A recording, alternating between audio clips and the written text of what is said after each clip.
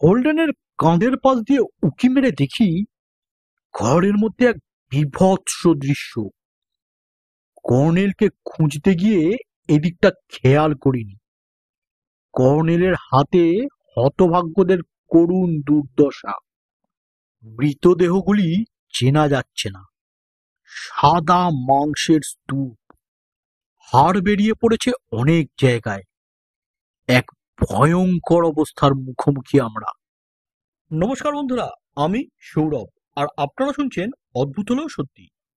আজকের গল্প মরণ কামড়, লেখক অগাস্ট ডার্লি।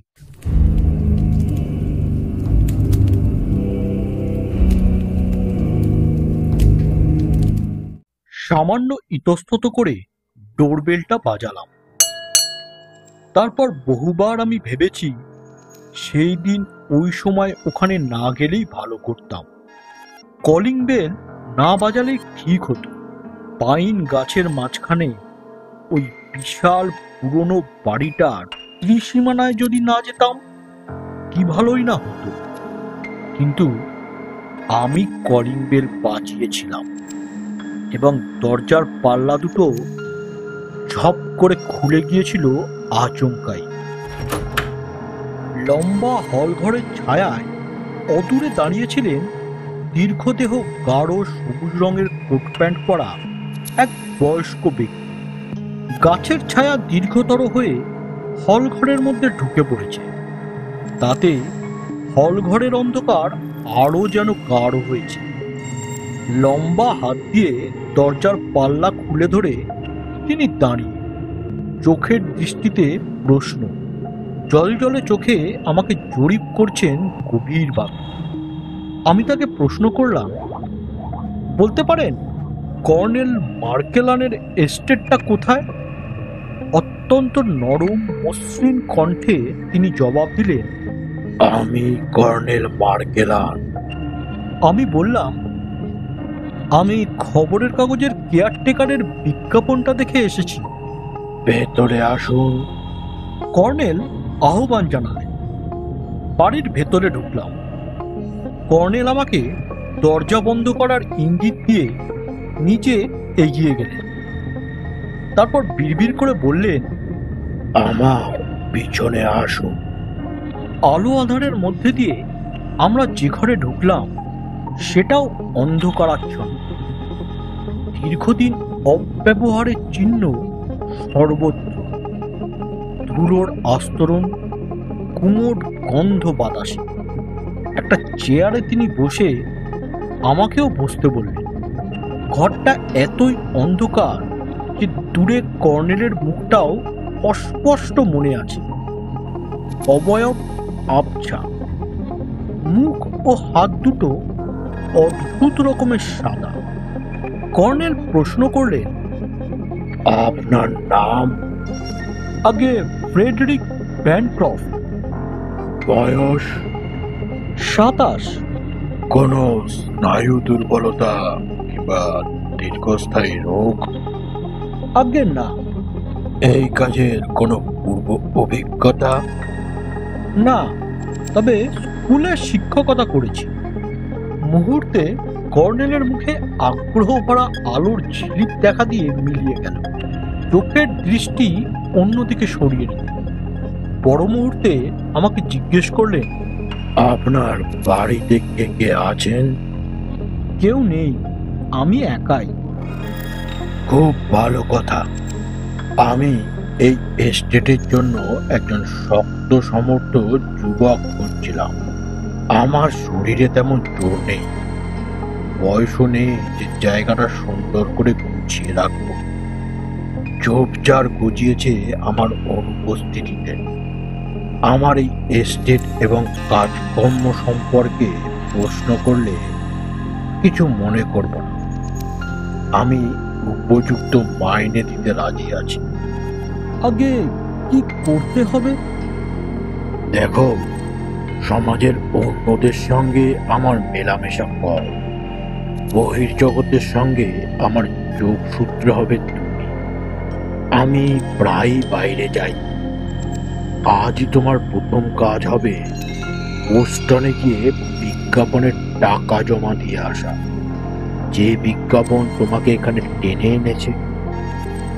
আমার কোনো ঘোড়ার গাড়ি নেই, তোমাকে হেঁটেই যেতে হবে।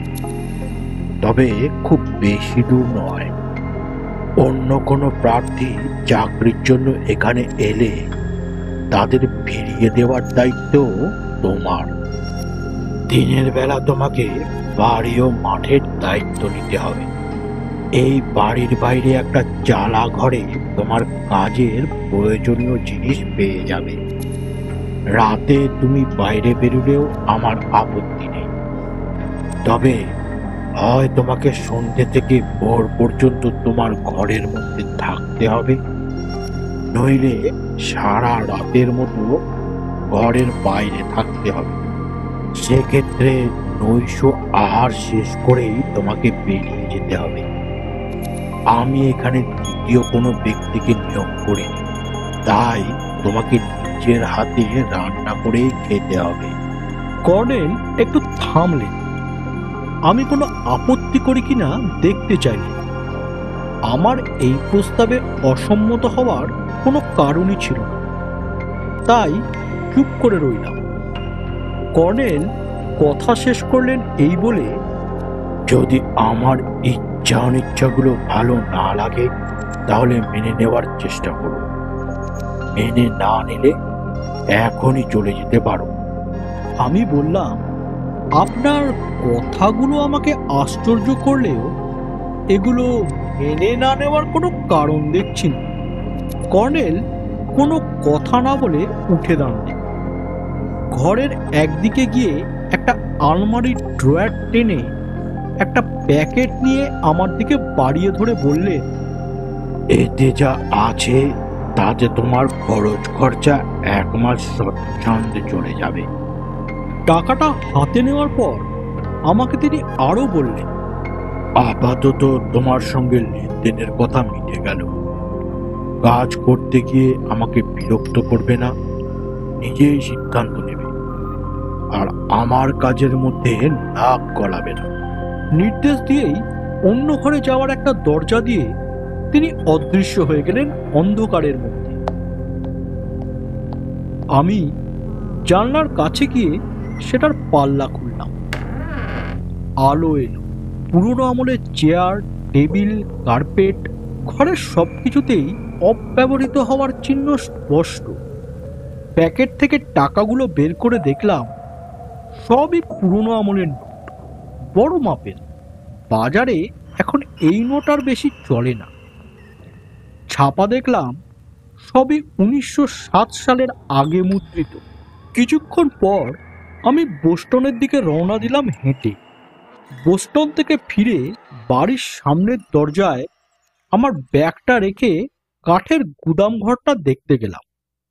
দেখলাম বাগানে ব্যবহার করা জিনিসপত্র সব মরচে ধরে গেছে, তবে ব্যবহার করার মতো অবস্থায় আছে। চারদিকে এক অস্বাভাবিক নিস্তব্ধতা আমাকে খানিকটা দমিয়ে দিল। একাকিত্ব অনুভব করলাম। গাছে কয়েকটা কাক ছাড়া কোনো কিছুই দেখলাম না। কাকগুলো যেন চুপ মেরে গেছে। বাড়ির দরজায় ফিরে গিয়ে ব্যাগটা নিয়ে ঘরের মধ্যে ঢুকলাম। লাইব্রেরি থেকে যেন সবুজ রঙের হালকা আলোর আভা নজরে পড়ল। দোতলার সিঁড়িতে ব্যাগটা রেখে লাইব্রেরিতে গিয়ে দেখি টেবিলের ওপরে একটা সবুজ রঙের মোমবাতি জ্বলছে। মোমবাতির নিচে একটা চিরকুট, এক গোছা চাবি, চিরকুটে লেখা ব্যানক্রফট। আমি বাইরে যাচ্ছি, কবে ফিরবো ঠিক নেই। সিঁড়ির উপর তোমার খাবার ঘর, রান্নাঘর ছাড়া অন্য কোনো ঘরের জিনিসে হাত দিও না। জানালা না খুললেই খুশি হব।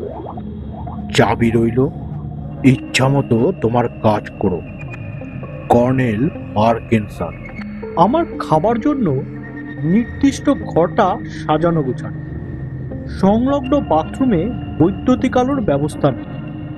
একটি জানালা, তাতে বাইরের দিক থেকে মজবুত লোহার গড়াত বসানো। সম্প্রতি গড়াত বসানোর চিহ্ন দেখে একটু বিস্মিত হলাম। বিস্ময় আরো বাড়ল যখন দেখলাম দরজাটা বাইরের দিক থেকে লোহার রড দিয়ে বন্ধ করার ব্যবস্থা আছে। অর্থাৎ কর্নেল চান তার আদেশ মতো চলতে হবে, অন্যথায় আমাকে ঘরের মধ্যে বন্ধ করে রাখা হবে। ব্যাগের জিনিসপত্র বের করে রান্নাঘরে গিয়ে দেখলাম ভাঁড়ার একদম খালি। বাধ্য হয়ে আবার কেমব্রিজে দৌড়তে হলো। কয়েকদিনের খাবার দাবার কিনে আনলাম। ফিরে এলাম দুপুরে। জীবনে প্রথম স্বহস্তে তৈরি লাঞ্চ খেলাম, তাও একা, কেউ এলো না। কর্নেল বলেই ছিলেন একাই খেতে হবে আমার। দিনটা কাটালাম মাঠে কাজ করে। দিনান্তে বাড়িতে এসে যখন বিছানায় শুলাম তখনও অবধি কর্নেলের দেখা নেই। বিছানায় শুয়ে আমার ঘরের মধ্যে আধ ঘন্টা কেটেছে কিনা জানি না, হঠাৎ কানে এলো লোহা দিয়ে লোহার উপর ঘষার তীক্ষ্ণ আওয়াজ।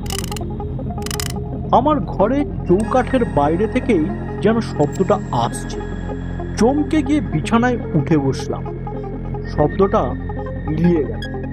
বিছানা থেকে নেমে দরজা খুলে দেখতে চাইলাম ব্যাপারটা কি। দেখলাম দরজাটা বাইরে থেকে বন্ধ করে দেওয়া হয়েছে।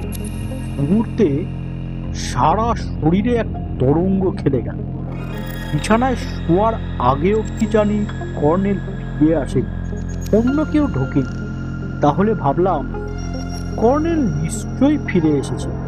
তিনি চান আমি ঘরের মধ্যেই থাকি। শুয়ে পড়লাম অনিচ্ছা সত্ত্বেও। পরদিন সকালে দরজা খুললাম। বাইরে থেকে বন্ধ করার খিলটা নিশ্চয়ই কর্নেল খুলে দিয়ে গেছে, কিন্তু বাড়ির কোথাও তার অস্তিত্ব দেখতে পেলাম। দুপুরের ঠিক আগে বাড়ির পিছন দিকে গাছের ছায়ায় বসে কাজ করছি। হঠাৎ মুখ তুলে দেখি বাড়ির দোতলার জানলায় কর্নেলের ধূসর সাদা মুখ, জল জলে চোখ, আমার দিকে তাকিয়ে। চোখাচোখি হওয়া মাত্র তিনি মুখটা ছট করে সরিয়ে নিল। আমার মুহূর্তের চমকটা থিতিয়ে গেল।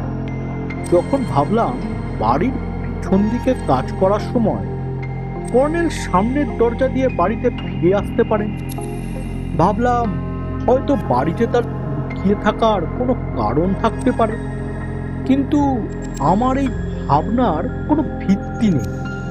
যখন তাকে দেখলাম হল ঘরের মধ্যে দিয়ে হেঁটে আমার মুখের দিকে এমন এক অদ্ভুত দৃষ্টিতে তিনি তাকালেন যে বলে বোঝাতে পারা যাবে না।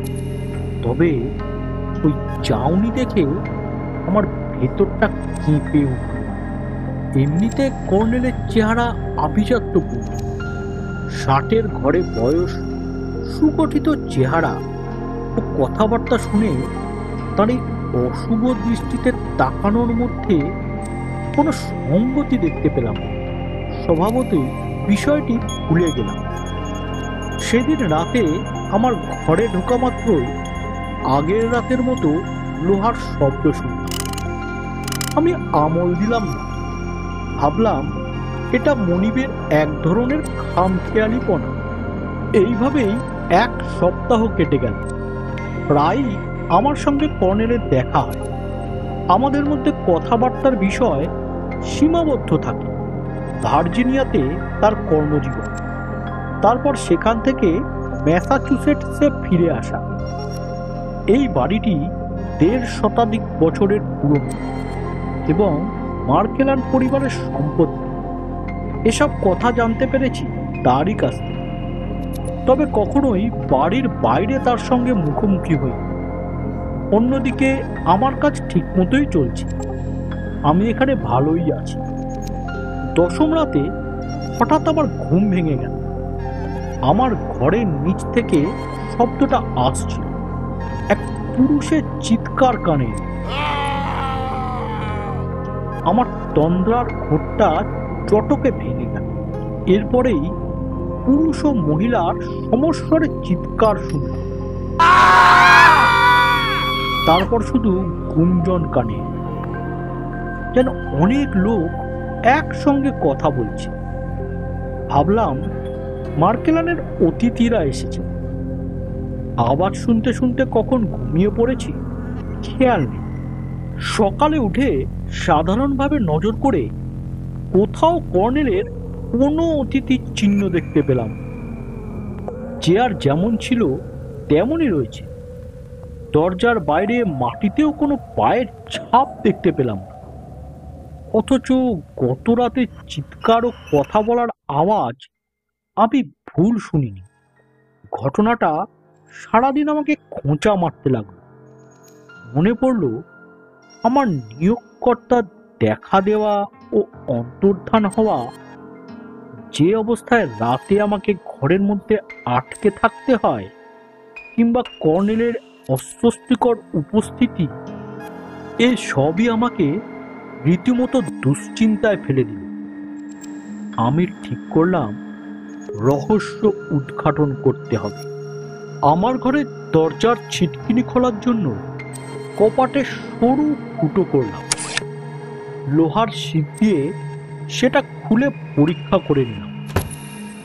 ঝুঁকি নিয়েও আমি দেখব রাতে আমার নিচের ঘরে কি কাণ্ড কারখানা চলে। দরজাটার ফুটোটা নজরে যাতে না পড়ে তাই সেটা বুঝিয়ে দিলাম।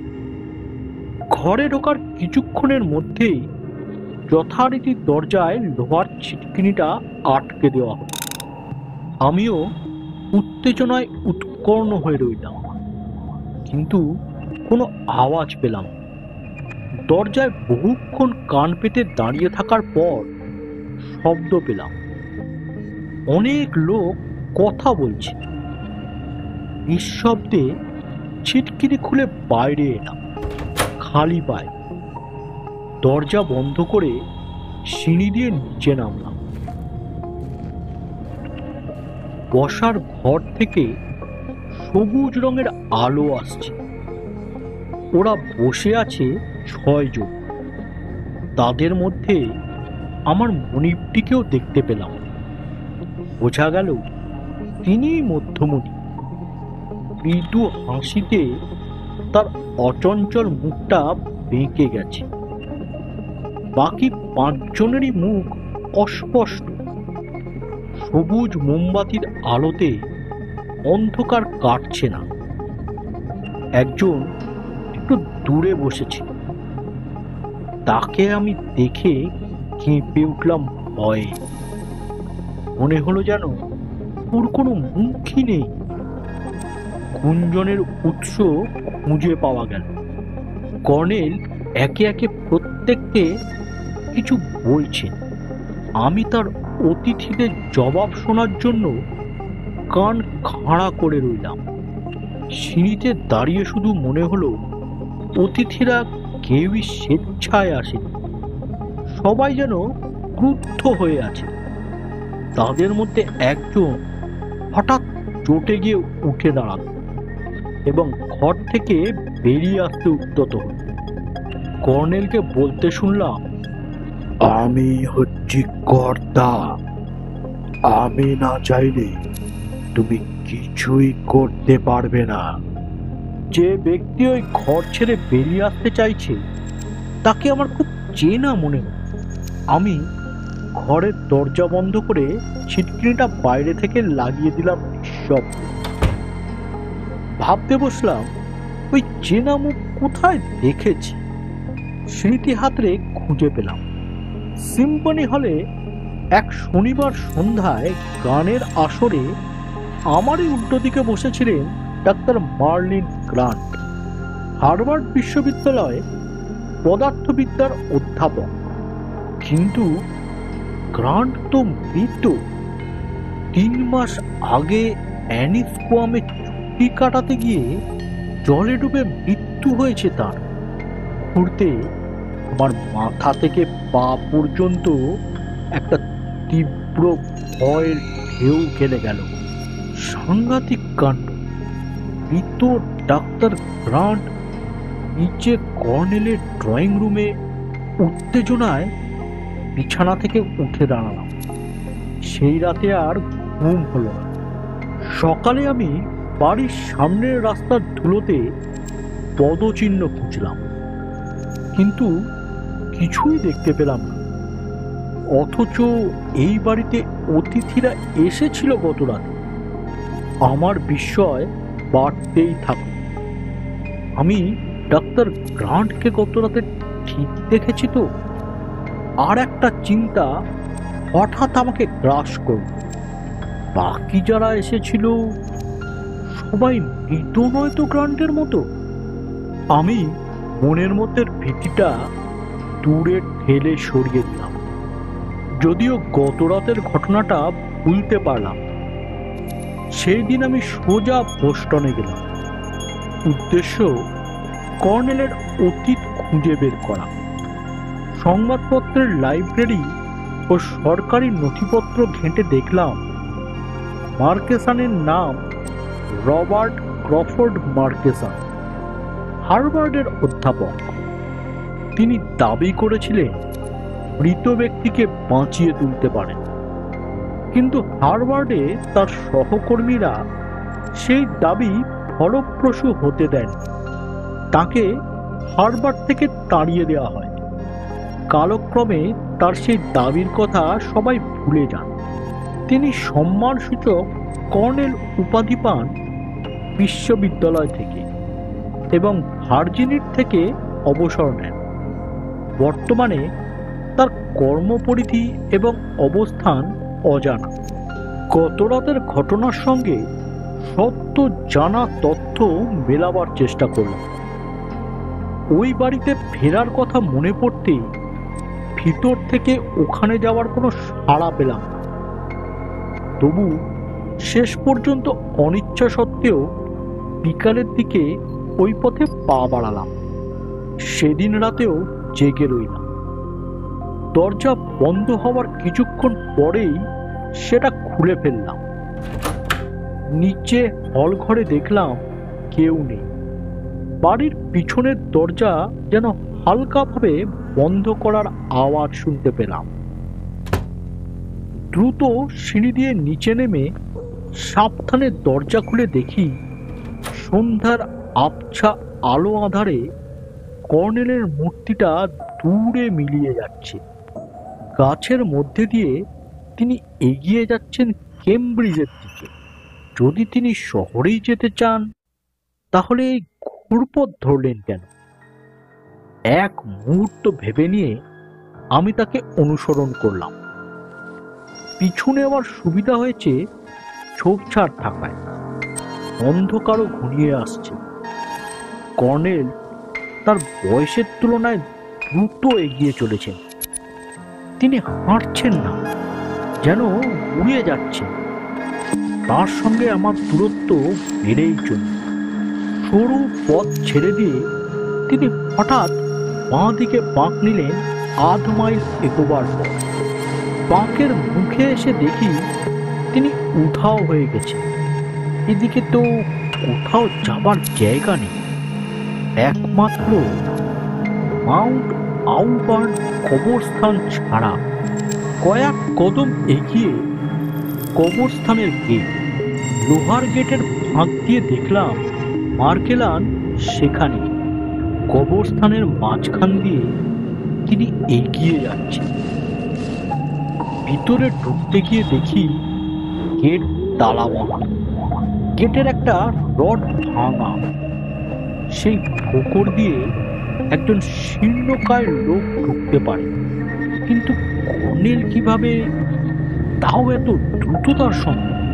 আমার চিন্তার ছেদ করল। দেখলাম কর্নেল একটা কবরের সামনে দাঁড়িয়ে পড়েছে, চুপচাপ, নড়নচড়।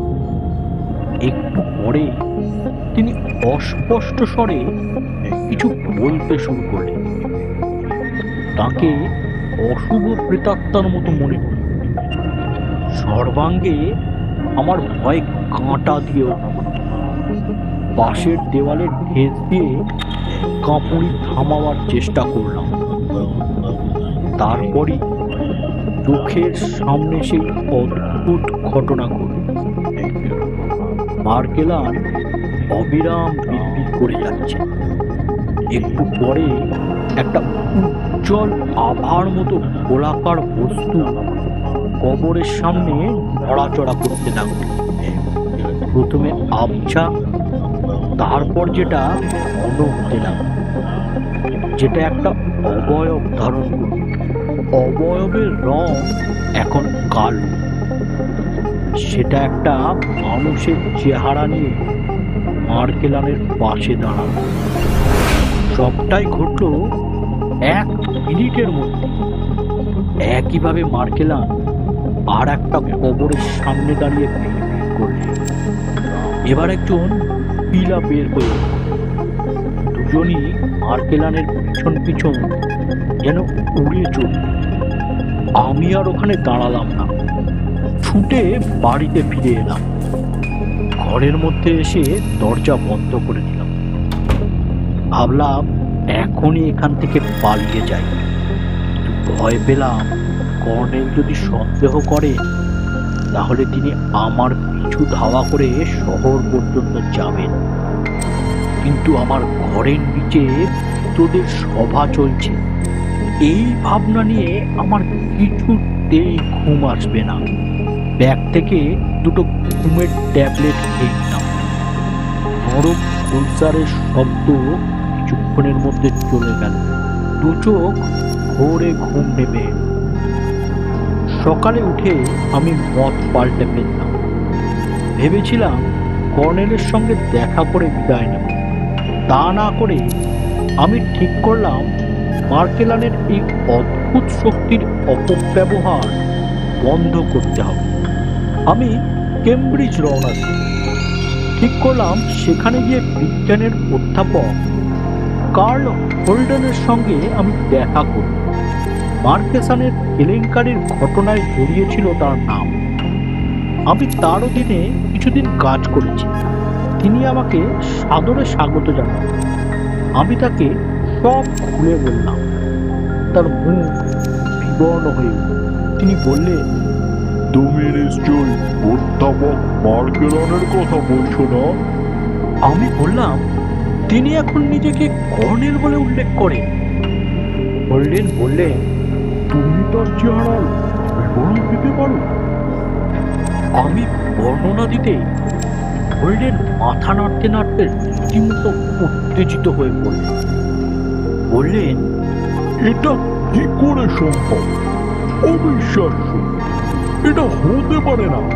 সম্ভবত তুমি মানসিক অবসাদে ভুগছো, কিংবা বিশ্ববিদ্যালয়ের কয়েক বছর আগেকার ঘটনাটা তোমার মনে না দিয়ে উঠেছে, অথবা এই বিষয়ে তুমি বই টই পড়েছ, তোমার মনের বিকার হয়েছে। অত্যন্ত দুঃখের সঙ্গে হেসে বললাম, আপনার কথা সত্যি হলে আমি খুব খুশি হতাম, কিন্তু আমি যা বলছি তার মধ্যে এক বর্ণ মিথ্যা নেই।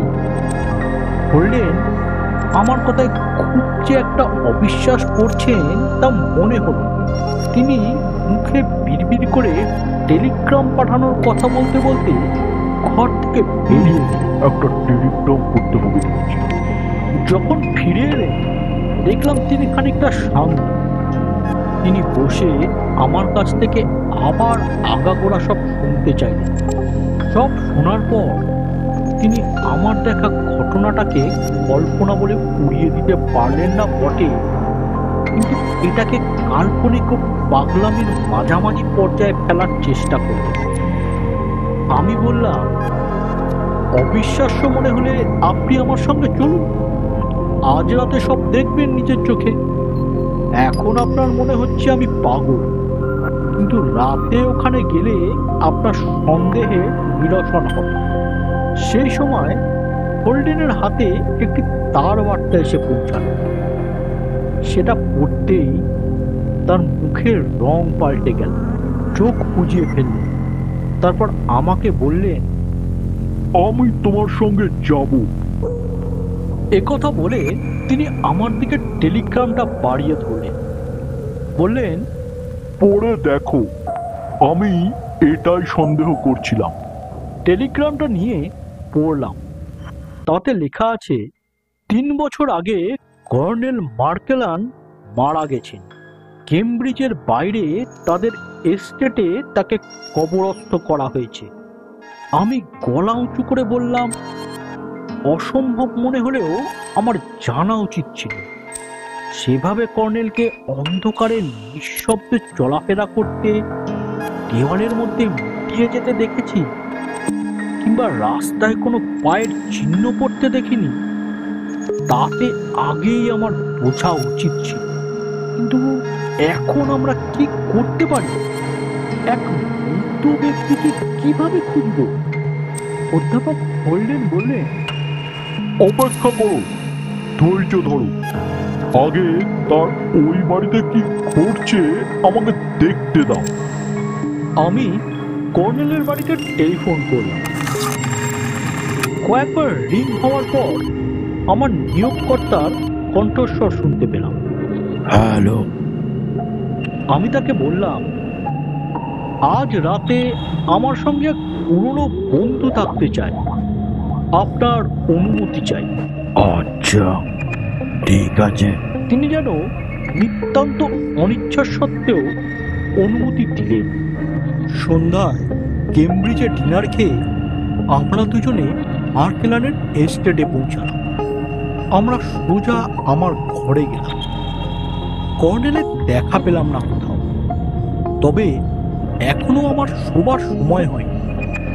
হোল্ডেন ঘরের বাইরে বের হলে তার পুরনো বন্ধু তাকে চিনে ফেলবে, তাই তিনি আমাকে বললেন, তুমি বরং মার্কেলান পরিবারের কবরের জায়গায় রবার্টের কবর রয়েছে কিনা একটু খুঁজে দেখো।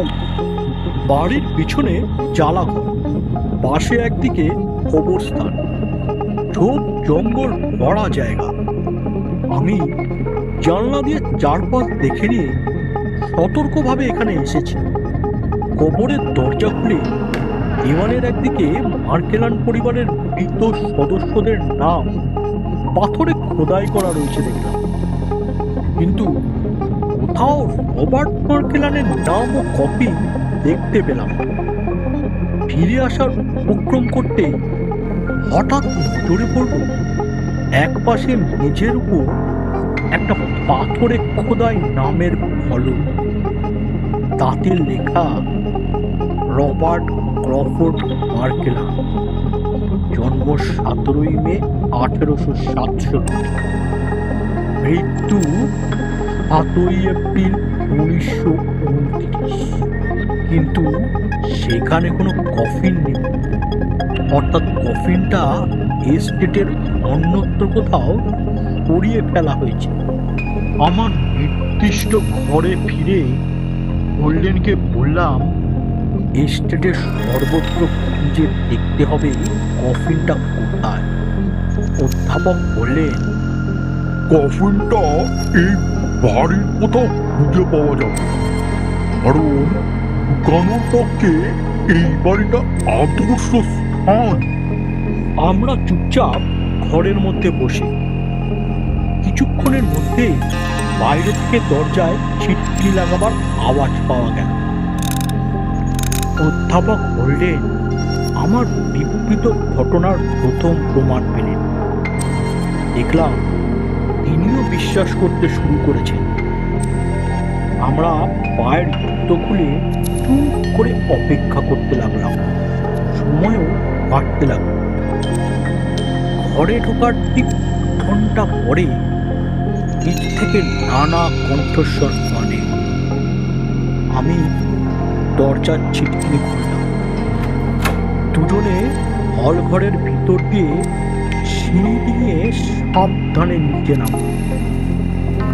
অন্ধকারাচ্ছন্ন ঘরের মধ্যে সবুজ রঙের মুখগুলো দেখতে পেলাম। প্রেতেদের সভা বসেছে। তৎক্ষণাৎ অধ্যাপক বললেন, আমার হাত ধরে কম্পিত স্বরে বলে উঠলেন, ও ঈশ্বর! জেরি, গ্রান্ট, ল্যাটিমার, দেখছি সবাই চেনা। আমি তাকে চুপ করতে বললাম, কিন্তু তিনি সে কথায় কান দিলেন না। বললেন, দেখেছ, ওই যে কোনায় খর্বকায় একজন বসে আছে, ও হলো আমার পুরনো সহকর্মী জেনি। 8 বছর আগে মারা গেছে। মার্কিনসনকে বিশ্ববিদ্যালয় থেকে তাড়িয়ে দেওয়া দলের মধ্যে ও একজন ছিল। উপস্থিত এখানে সবাই ওই গোষ্ঠী। আমি দেখলাম জ্যানি একটা চেয়ারের মধ্যে শরীরটা গুটিয়ে বসে আছে। তার ধূসর সবুজ চোখের দৃষ্টি যন্ত্রণাবিদ। মার্কেলান তাকে ব্যঙ্গ বিদ্রুপ করে খোঁচা মারতে লাগলেন। আমরা পড়েছি মৃত্যু, আত্মা ও মৃতদেহের উপর মানসিক শক্তি নিয়ন্ত্রণ। বললেন এই দৃশ্য বেশিক্ষণ সহ্য করতে পারলেন না। তিনি উপরে আমার ঘরে ফিরে এলেন। একটা চেয়ারে হপাস করে বসে দীর্ঘশ্বাস ছেড়ে বললেন, বেচারা জেরি, গ্র্যান্ড ল্যাটিমার, ওই অন্যান্যদের কি দশা!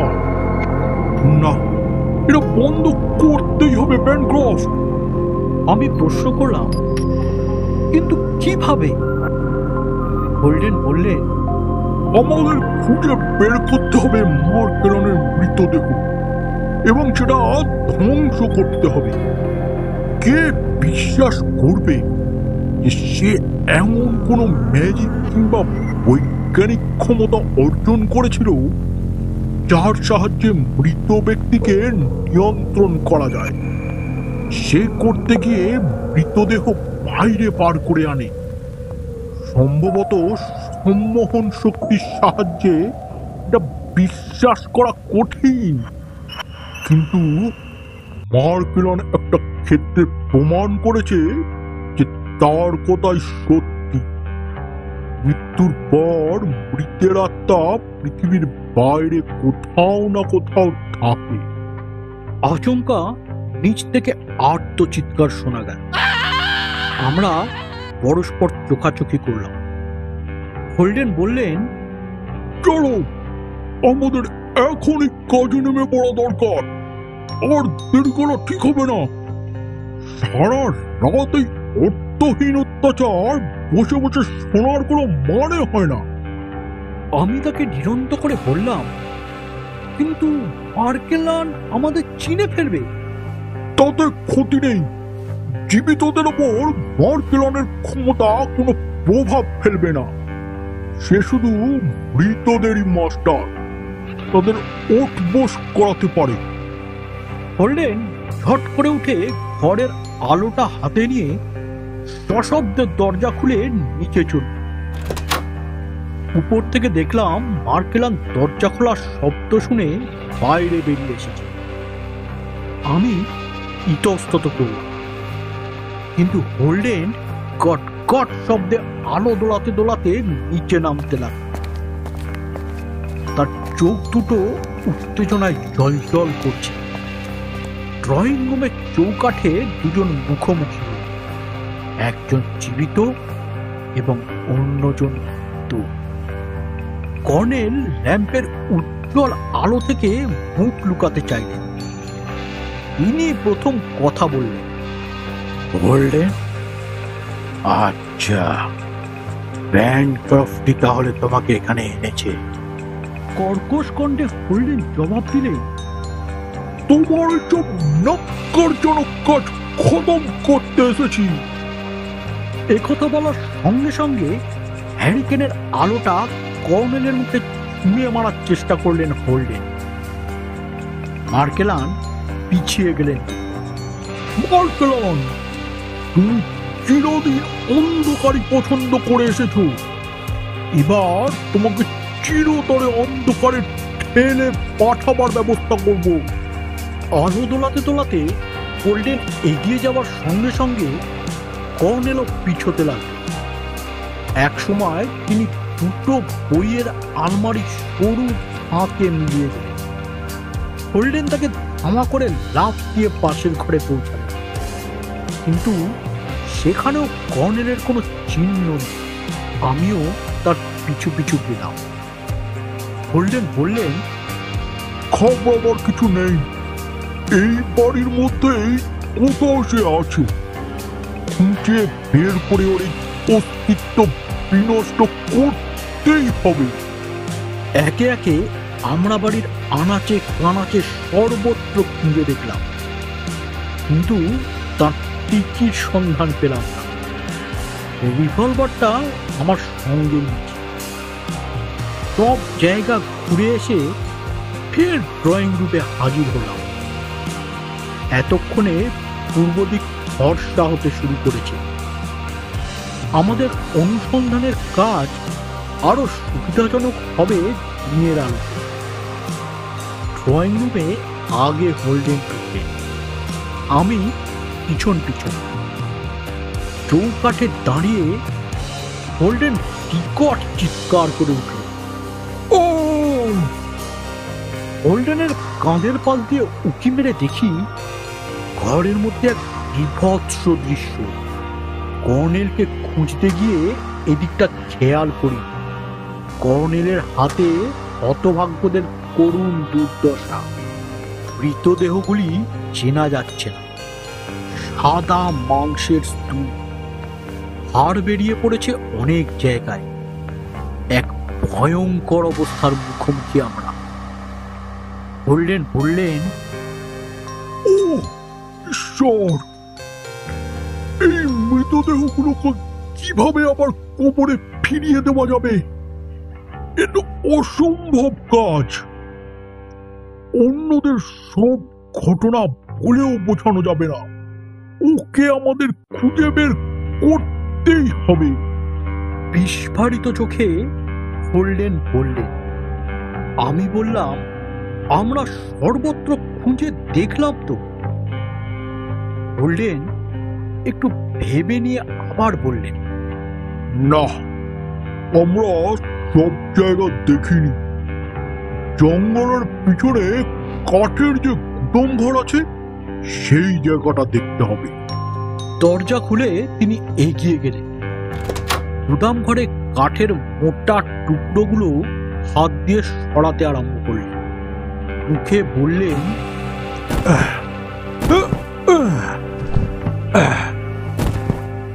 এখানে নিশ্চয়ই আছে। একটু পরেই কফিনের মাথাটা দেখা গেল। কাঠের স্তূপের পিছনে দণ্ডায়মান অবস্থায় কফিনটা রয়েছে।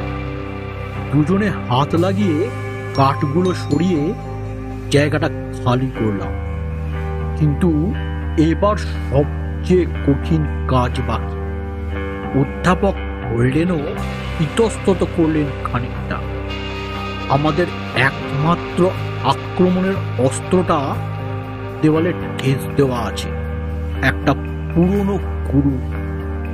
কফিনের ঢাকা খোলা গেল খুব সহজেই।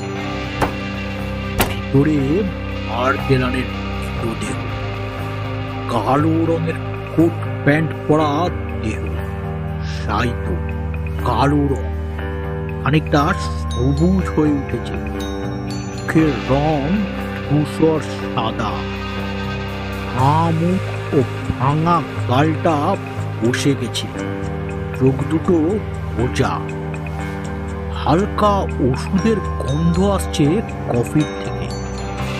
অধ্যাপক হোল্ডেন আমাকে দূরে দাঁড়িয়ে থাকার ইঙ্গিত করে কুঠারটা নিয়ে আঘাত হানতে উদ্যত হলেন। তখনই ঘটনাটা ঘটল। আমার বুক ধড়ফড় করে উঠল। দম বন্ধ অবস্থা। হতবাক হয়ে দেখলাম কর্নেলের লাশের চোখ দুটো খুলে গেল। চোখের পাতা মিট মিট করতে লাগলো।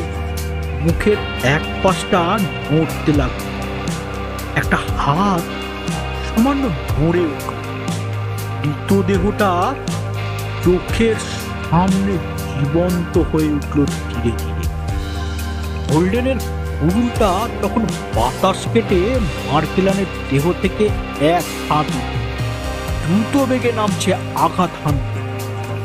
মৃত ব্যক্তির একটা হাত ঝটিতে উঠে উরুলের হাতলটা চেপে ধরল শক্ত করে। যেন ছায়াছবির পর্দায় একের পর এক দৃশ্যপট বদলের মতো ঘটনাগুলো ঘটছে। কর্নেল সম্পূর্ণ জেগে উঠলেন। তিনি এখন জীবিত, কালো চোখ পুরোপুরি খোলা। মুখে অদ্ভুত ভঙ্গিতে উঠে দাঁড়ালেন কফিনের খোপ থেকে। হোল্ডেনের হাত থেকে কুড়ুলটা কেড়ে নিয়ে কাঠের গাদার মধ্যে ছুঁড়ে দিলেন। হোল্ডেন কোনো বাধা দেওয়ার সুযোগই পেল না। তার শক্তি যেন নিঃশেষিত। স্বয়ংক্রিয় রোবটের মতো মার্কেলান হোল্ডেনের গলা হাত দিয়ে চেপে ধরলেন। হুঁশ ফিরে পেলেন হোল্ডেন। আত্মরক্ষার চেষ্টা করলেন। এলো পাথারি ঘুঁচি ছুটছেন। মার্কেলান তখন পুরোপুরি রোবট। মুখে, চোখে, বুকে খুশি জ্বর চলছে, অথচ কোনো বিকার নেই তার। মৃতের সঙ্গে জীবিতের লড়াই। মৃতদেহ কি করে লড়াই করে? মার্কেলানও ঘুষি চালাচ্ছে। এই অস্বাভাবিক দৈরত দেখে আমি বাক শক্তিহীন। পা দুটো মেঝেতে যেন গেঁথে রয়েছে। ভয়, ত্রাস, উত্তেজনায় নড়ার ক্ষমতাও হারিয়ে ফেলেছি। কতক্ষণ এরকম অবস্থায় ছিলাম জানি না। মুশকিল কুড়ুলটা দেখে। এক কোণে পড়ে আছে সেটা। হাতের আলোটা কাঠের উপর রেখে কুড়ুলটা কুড়িয়ে নিলাম। অন্ধের মতো এগিয়ে গেলাম। অধ্যাপক হোল্ডেন এখন মেঝের উপর। মার্কেলানের জীবন্ত লাশ তাকে চেপে ধরেছে। কুড়ুলটা দিয়ে কর্নেলের পিছন দিকে ঘা মারলাম জোরে। গর্দানটায় মস্ত ফাঁক হয়ে গেল। হুমড়ি খেয়ে তিনি পড়লেন। অধ্যাপক উঠে দাঁড়ালেন। আমার হাত থেকে কুড়ুল ছিনিয়ে নিয়ে এক খায়ে মার্কেলানের ধর থেকে মুন্ডু আলাদা করে দিলেন। মুন্ডুটা ছিটকে অর্ধবৃত্তাকারে ঘুরে হোল্ডেনের পায়ের গোড়ালির কাছে। তিনি তীব্র যন্ত্রণায় চিৎকার করে উঠে মুন্ডুটাকে লাথি মেরে সরিয়ে দিলেন। আমি দেখলাম ক্ষিপ্রভাবে লাথি মারার জন্যই হোক কিংবা মৃতদেহে প্রাণ ফিরে আসার জন্যই হোক, কর্নেল মার্কেলানের ছিন্ন মুন্ডু দাঁতের ফাঁকে হোল্ডেনের গোড়ালির খানিকটা মাংস খুবলে নিয়েছে। মুন্ডুটা পড়ে আছে একদিকে, চোখ দুটো খোলা, গোল মার্বেলের মতো। হোল্ডেনের গোড়ালির মাংস দাঁতের মধ্যে, দাঁতগুলো রক্ত মাখা। এই ভয়ানক দৃশ্যটা আমার পক্ষে সহ্য করা কঠিন হয়ে উঠল। টলতে টলতে এগিয়ে গিয়ে পাগলের মতো মুন্ডুটায় জোরে লাঠি কষালাম। হোল্ডেনকে বললাম, চলুন ফিরে যাই। দুর্বল ভঙ্গিতে অধ্যাপক ঘাড় নাড়লেন। এক পা এগিয়েই তিনি মেঝেতে ধপাস করে বসে পড়লেন। পায়ের ক্ষত চিহ্নের দিকে তাকিয়ে হোল্ডেন বললেন, ও স্যার, এ তো দেখছি বিষ। মার্কেলানকে যে জিনিসই প্রাণ দিক না কেন তা বিষময়। তার ক্ষত চিহ্নটা তখন বেগুনি বর্ণ ধারণ করেছে। হোল্ডেন তার গলাটা দুহাতে চেপে ধরে সামনের দিকে ঝুঁকে পড়লেন। আমি তার পাশে হাঁটু গেড়ে বসে মাথাটা তুলে সোজা করার চেষ্টা করলাম। ঠোঁট নেড়ে কিছু বলার যেন চেষ্টা করলেন। তারপরে একপাশে মাথাটা হেলে পড়ল তার। কর্নেলের শরীরে তরল পদার্থ এতই বিষাক্ত ছিল যে কামড়ানোর 2 মিনিটের মধ্যে অধ্যাপক মারা গেলেন। ঘটনার আকস্মিকতায় প্রথমটা এতটাই বিমূঢ় হয়ে পড়েছিলাম যে নড়বার ক্ষমতাও ছিল না আমার। তারপর আমি পালাবার কথা চিন্তা করলাম। গুদাম ঘর ছেড়ে দৌড় দিলাম, কিন্তু কিছুটা যাওয়ার পর থমকে গেলাম। ভাবলাম এভাবে এখান থেকে পালিয়ে যাওয়াটা ঠিক হবে না। কাউকে এই ঘটনাটা বললেও সে বিশ্বাস করবে না। তাছাড়া কবর থেকে যাদের উঠিয়ে এনেছিলেন কর্নেল, সেই হতভাগ্য মৃতদেহগুলোর কি হবে? সর্বোপরি অধ্যাপকের এই মর্মান্তিক মৃত্যু কি করে চাপা দেওয়া সম্ভব? ফিরে এলাম গুদাম ঘরে। কেরোসিনের হ্যাজাকটা তুলে ছুঁড়ে মারলাম কাঠের স্তূপে। একটা বিস্ফোরণ হলো। তারপরই আগুনের শিখা লেলিহান হয়ে উঠল। দূরে সরে এলাম। ধোঁয়া আগুন তখন আকাশ চুম্বি। সর্বগ্রাসী আগুনের কবলে তখন গুদাম ঘর এবং মার্কেলানের পূর্বপুরুষের বসত বাড়ি সব পুড়ে খাক হয়ে গেল। শেষ হলো কর্নেলের অত্যাচার। শান্তি নেমে এলো মাউন্ট আউবান সমাধি ক্ষেত্রে। কেমন লাগলো বন্ধুরা আজকের এই গল্পটি? ভালো লাগলে একটি লাইক করুন আর শেয়ার করুন আপনার বন্ধুদের সাথে। আর হ্যাঁ, চ্যানেলটি সাবস্ক্রাইব করতে ভুলবেন না যেন, কারণ প্রতি শনিবার ঠিক দুপুর 1টায় এইরকম গল্প নিয়ে আমি হাজির থাকছি এই চ্যানেলে। তাহলে বেল আইকনটিও টিপে দিন, তাহলে আপনাদের কাছে নোটিফিকেশন পৌঁছে যাবে। তাহলে আজকের মতো নমস্কার।